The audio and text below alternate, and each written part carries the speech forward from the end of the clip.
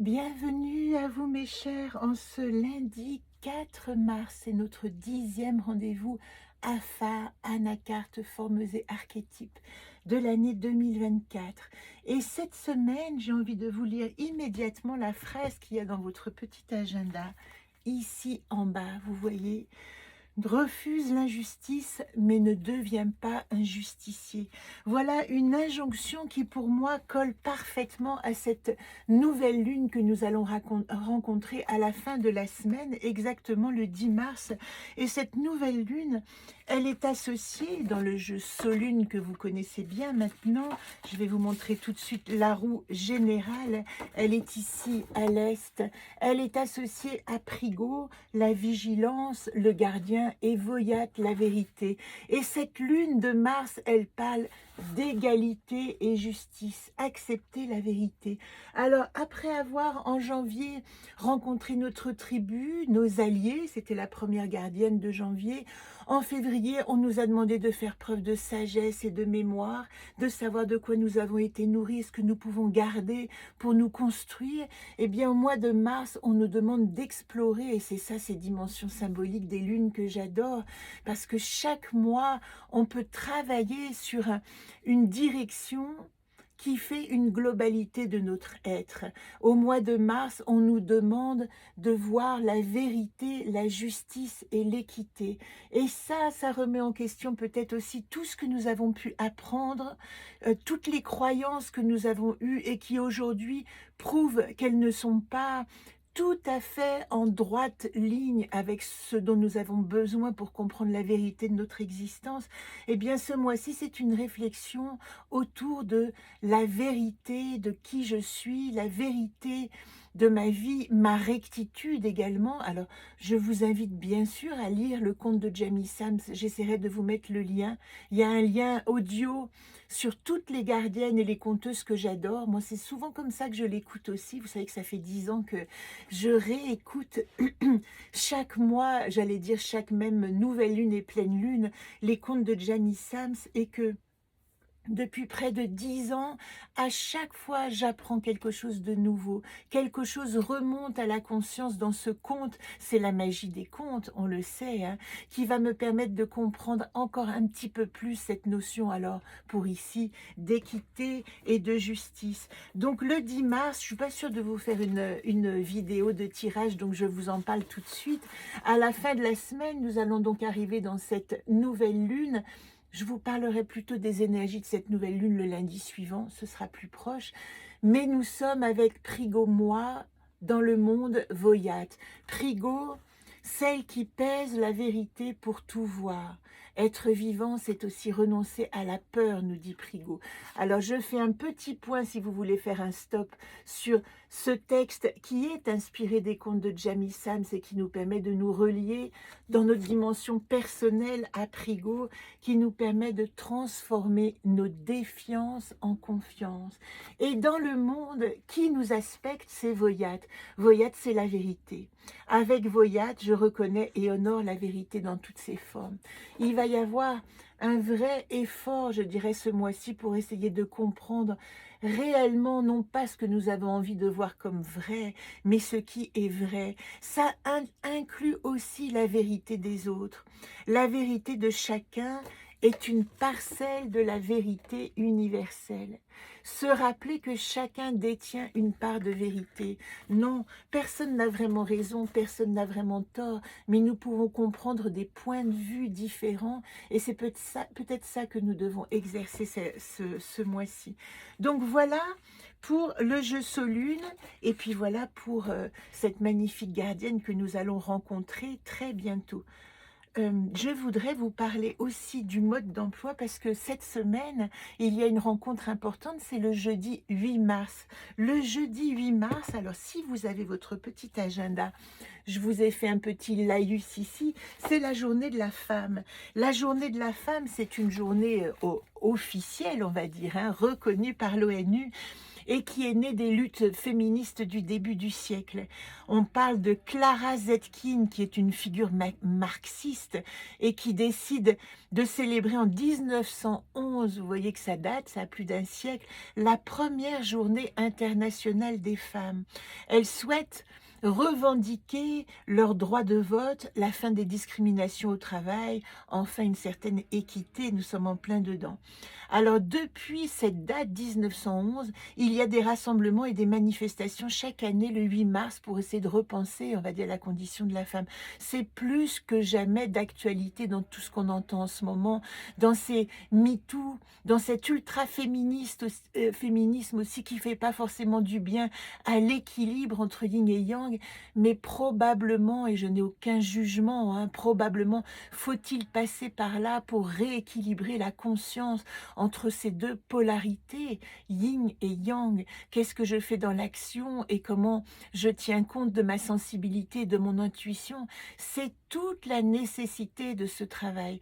Je vous invite à l'occasion, si vous êtes un peu curieux d'astrologie, puisque je vous en parle souvent, à aller voir quel est votre signe lunaire, c'est vraiment l'intuition, en face du signe solaire, qui est votre identité au monde. On va dire que votre ascendance est une manière de vous présenter au monde, mais l'identité profonde, c'est notre signe solaire, c'est notre soleil, c'est de quoi nous pouvons irradier. En face, la lune, vous savez que la lune, elle n'a pas de lumière propre, elle se reflète dans l'énergie du soleil, elle va parler de toute notre sensibilité, elle va parler évidemment de notre partie cachée, de notre réceptivité. Et puis il y a deux autres planètes qui peuvent être très intéressantes si vous voulez vous rencontrer un petit peu plus dans votre originalité de naissance, c'est d'aller voir où était votre Vénus et où était votre Mars. Fondamentalement, Vénus et Mars sont le hieros gamos de notre identité. Comment je m'intègre dans ce monde, dans ma partie active, c'est ce que va me dire Mars. Un Mars en bélier, en signe de feu, un Mars profondément activé par sa dimension, ne va pas du tout agir de la même manière, quel que soit votre signe solaire et votre réceptivité lunaire, qu'un signe d'eau, par exemple, en Mars, qui va avoir besoin de beaucoup ressentir par l'émotion avant d'agir. Et puis pour Vénus, qui est une autre, vous voyez, ce sont ce qu'on appelle des planètes personnelles. Vénus, Mercure, Mars, l'action, le cœur et l'esprit, ou l'intellect. Donc Mars l'action, Vénus le cœur, et le cœur de Vénus, il nous dit voilà comment nous pouvons recevoir notre capacité affective. C'est ce qui nous a été, on va dire, imprimé de capacités réceptives, ces planètes, et la manière dont elles se comportent symboliquement dans notre thème astral. Donc regardez aussi où est votre Vénus. Une Vénus en Vierge sera beaucoup plus pudique et rationnelle, aura du mal à montrer ses sentiments, même si elle a, c'est la Vierge, même si elle a un cœur débordant d'amour, et bien son amour, il va plutôt se traduire par exemple par une rationalité, prendre soin au quotidien, faire attention, soigner, avoir cette espèce d'esprit d'infirmière quand on veut prendre soin des autres, mais pas forcément l'expression.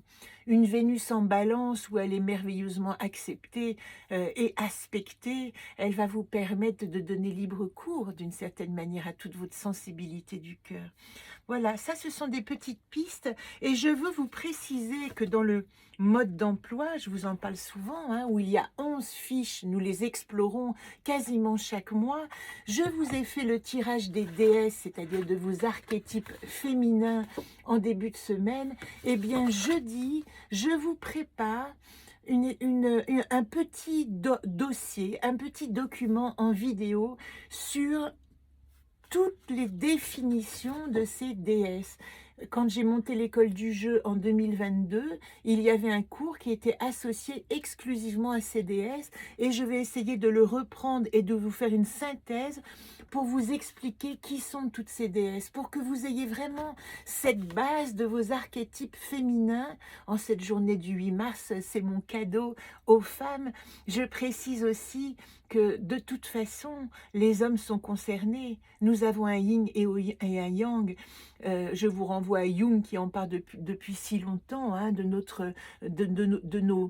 nos deux dimensions qui ont besoin de coopérer. Et c'est pour ça que j'en appelle, quelles que soient les luttes nécessaires, j'en appelle à la coopération, à la compréhension de ces deux aspects. C'est un peu, je vous renvoie à John Gray, hein, Mars et Vénus, deux planètes qui ont besoin de faire connaissance et qui ne parlent pas la même langue et qui n'ont pas le même objectif existentiel. Et ça existe en nous, notre animus et notre anima, notre yin et nos yang. C'est pour ça que c'est si important pour moi, même si c'est un peu obscur, de vous présenter les cartes dans leur dimension associées aux hexagrammes du Viking, de Yin et de Yang. Je termine là-dessus en vous disant que voilà la jolie carte qui avait été dessinée par une artiste lyonnaise, Florence Joly, dans le jardin enchanté, l'humile, qui est notre carte de la semaine. C'est la deuxième semaine que nous passons avec l'humile. J'en profite pour vous dire qu'à partir de demain seront en ligne les extensions correspondant à la carte associée au Viking. Et cette carte, c'est très particulier parce qu'elle arrive en fin de seconde ligne des atouts dans notre chemin de la connaissance. Et cette fin de seconde ligne qui est définie comme l'arbre, le septième arbre de se reposer, elle a une autre dimension, c'est la synthèse de toute la ligne. Donc vous aurez, ne vous étonnez pas, vous aurez deux extensions pour cette carte Lumile, une extension qui correspond à sa place en tant que synthèse de nos atouts, de cette ligne des atouts qu'elle représente dans l'arbre de se reposer, mais aussi une extension qui correspondra à l'humile dans l'arbre de se reposer. Qu'est-ce que je fais de ma capacité d'échange quand je suis dans mon arbre de se reposer? De se reposer sur quoi? Je vous ai tout dit, je ne voulais pas faire très long. Je termine avec mon carnet alchimie. Vous savez que j'ai eu une espèce de révélation en lisant des contes de Henri Gougaud, tout simplement. C'est tellement merveilleux, Henri Gougaud. Il a créé un livre qui était Le chemin des contes.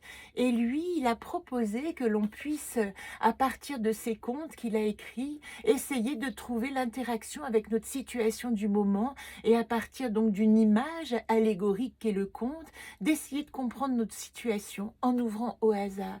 Et tout à coup, j'ai réalisé à quel point ce carnet alchimie, c'était ça, le grimoire magique. C'est un carnet, vous savez que je l'ai écrit pendant que j'étais dans mon traitement de chimiothérapie, chaque jour en écriture miroir, en écriture automatique. Eh bien, si vous l'avez, voilà le petit usage que je vous propose, de poser votre main ici, sur la page de garde. Moi, j'utilise la main gauche parce que c'est la main de l'intuition pour moi, reliée au cerveau droit.